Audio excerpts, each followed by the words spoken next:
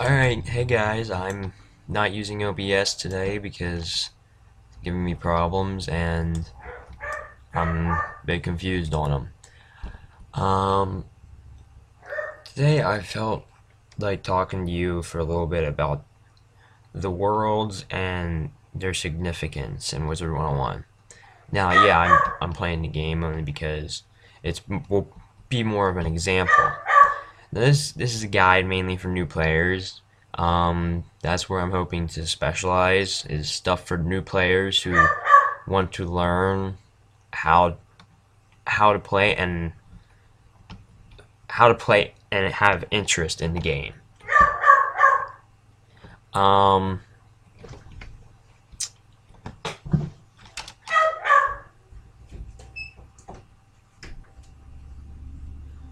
I'm thinking I'm going to just do a quick world world description on all the worlds. Maybe start at Wizard 101. Um, or not Wizard 101, Wizard City. Yeah, I guess I might as well. Alright, guys. So, Wizard City is the main world. You start here, and all your necessities Pet Pavilion, the Bazaar, uh, the housing touring place, the headmaster's office, all your trainers, well, besides the Astrals, and spells you get from like Grizzleheim and them. Um, Golem Court has Mr. Lincoln, who will give you all your training points back. Um, this is really where you start all your worlds from. You get a quest from Ambrose, and he'll send you to the other worlds. Now, I'm sure if you've just started, even though you're new, you'll know about the schools. It kind of emphasizes that. And I'm sure you've probably been to Ravenwood if you're over level 5 or anything, because I'm pretty sure Ambrose gives you a quest. But here's all your schools. You got Fire, Ice, Life, Death, Storm, Myth, Bounce. I think I got them all. But you got all your schools here in like a circle, which really you can figure out on your own, to be honest. You got your dorms, those two towers. And that's basically all Wizard City is. It's just the main world that everybody kind of centralizes at. So,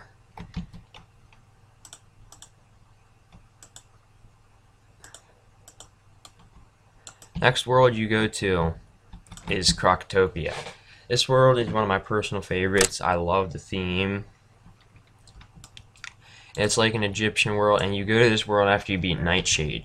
Ambrose will call you to the office, or to his office. He'll give you a quest, and you just go there and continue questing. It's an Egyptian-like world where Manders are representing like villagers, and the dogs from Marleybone, they're like the explorers and that kind of thing, and the Crocs are like the pharaohs and the Tuts and all that. This world is deserty, and it does have the bounce house, which I'm about, or bounce school, which I'm about to show you. You have to unlock the Croco Sphinx to get it though, and then you'll go on this boat ride. It'll take you up here, and once you get there, most people already explore it themselves because it's an open door. I mean, you kind of see it right here, so most people will explore it on their own. But this holds all the bounce spells past what the guy at Ravenwood will give you. And this guy also gives you like Raw and all them. So that's a little interesting thing about Croctopia.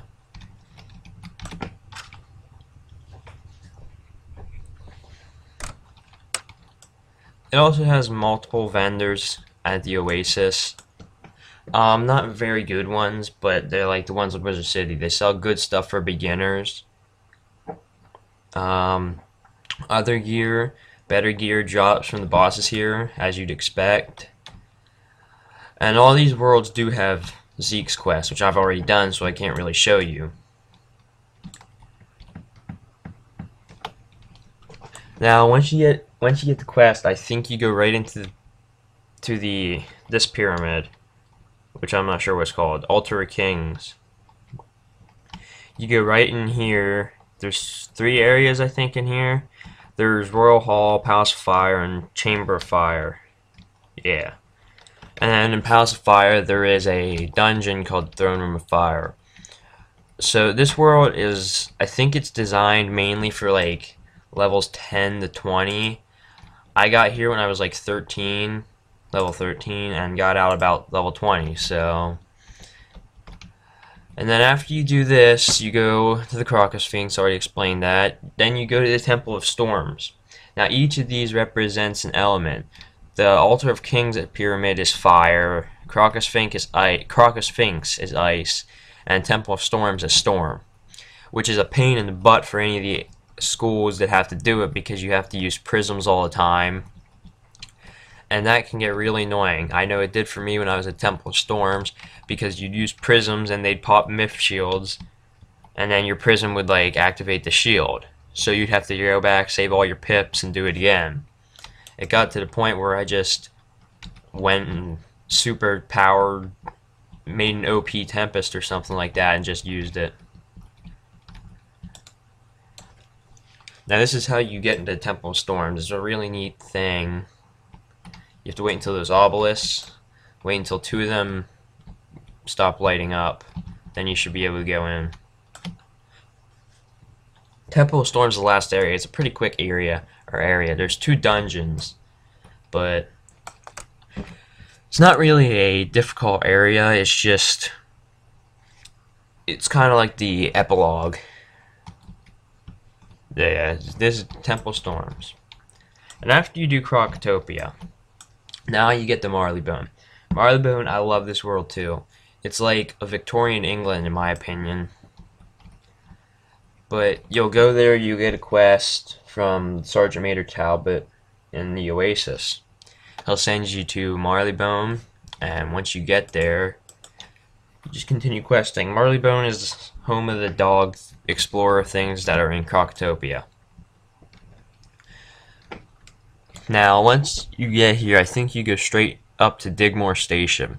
This world isn't really that long, in my opinion. I completed this in like 2 days, compared to Mushu, which took me weeks, probably. Like a week or 2. But then again, I was questing slower, so.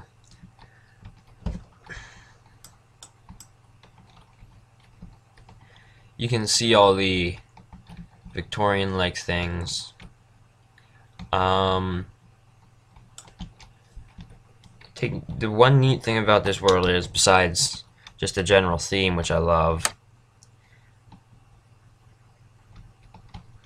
is the airships. They're really neat. I love the idea that you can ride them to go to other areas of the playing area.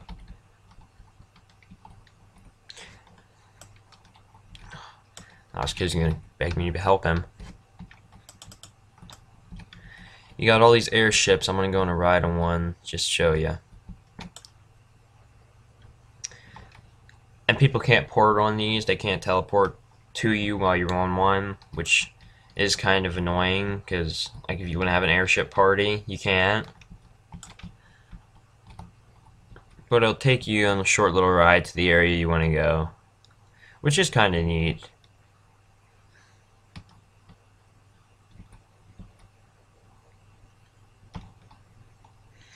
One thing I don't like is there's no like actual streets you can be on. Like you're just stuck on the roofs when you're fighting and stuff. Like the only thing you can really go into that's not a roof are dungeons. Oh well, boss dungeons, not dungeons. They're all on a roof too, but boss places. This is a second area, I think. Then you gotta go to Big Ben. Now, this dungeon is like the longest dungeon you'll ever do. I think it's like 20 floors or something of battles, and at Marleybone difficulty, when you're at that level that you're requesting here, that's a long time. I know I had to kind of like puppet, you know how they puppet match for player versus player? I kind of had to do that for my Storm with my myth. I had my friend who's friends with my storm and my myth go in, and I ported to him on my myth, did the dungeon. Then at the end for Meowyardy, because he needed it too, so it helped him. At the end with Meowyardy, I ported back on my storm and beat him.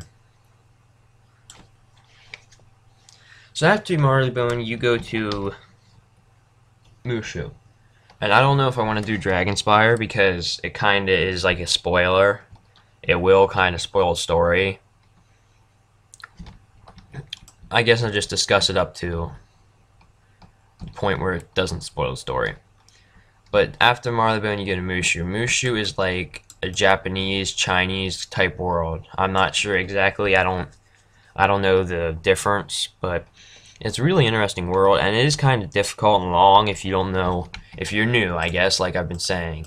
It can be kind of difficult, but there are some annoying parts. I mean, about here, enemies start spamming weakness, which gets really annoying, but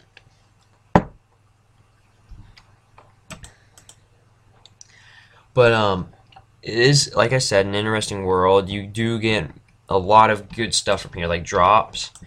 I mean, I don't know how many bosses drop pets here. I know a lot do. And then you got the Jade Oni. Lots of people farm him. But there's multiple areas here. There's multiple dungeons. There's nothing really special about it. I mean, it's like every other world.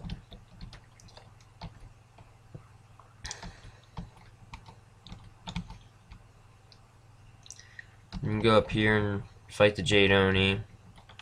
I've already beaten him, but you can resummon him with an obelisk inside here.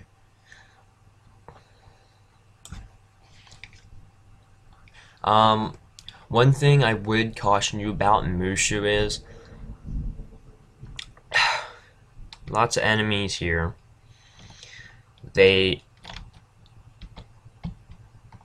seem to be weak, like their attacks. Their attacks seem to be weak, but in general, when they spam you with weaknesses or shield like crazy, it's really like they win by decreasing your damage and stuff. That's just something I've noticed that I think affects the gameplay here. So like I said, nothing really special about Mooshu.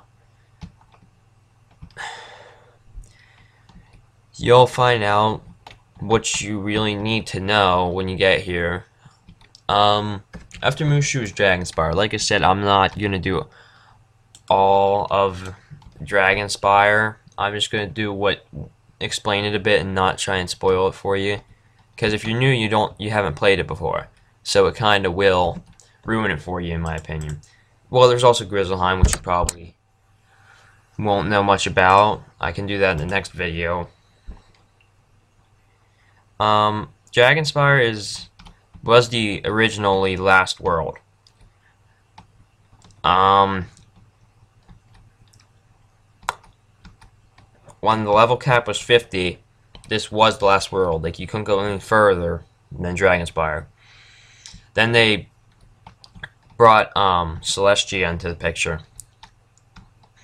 So from what I've understood, Dragonspire used to be another world with schools of magic, because they have the Dragonspire Academy, which has 2 trees left, Fire Tree and Fire School, and the Death Tree and the Death School. So I'm guessing it used to be another world with schools of magic, but obviously it's not anymore, because now it's overrun with lava and ruins and rubble and stuff. I'm not sure exactly what, like, I haven't looked up a story for it or anything. I could guess what I think, but that would probably spoil it. Yeah, so here's Fire Tree and Fire School. Up there's Death Tree and the Death School. But yeah, Dragonspire is a very boring world in my opinion. Spam weaknesses and all that stuff, but alright guys. Any other worlds, side worlds, I'll be putting in the next video. Hope you liked it.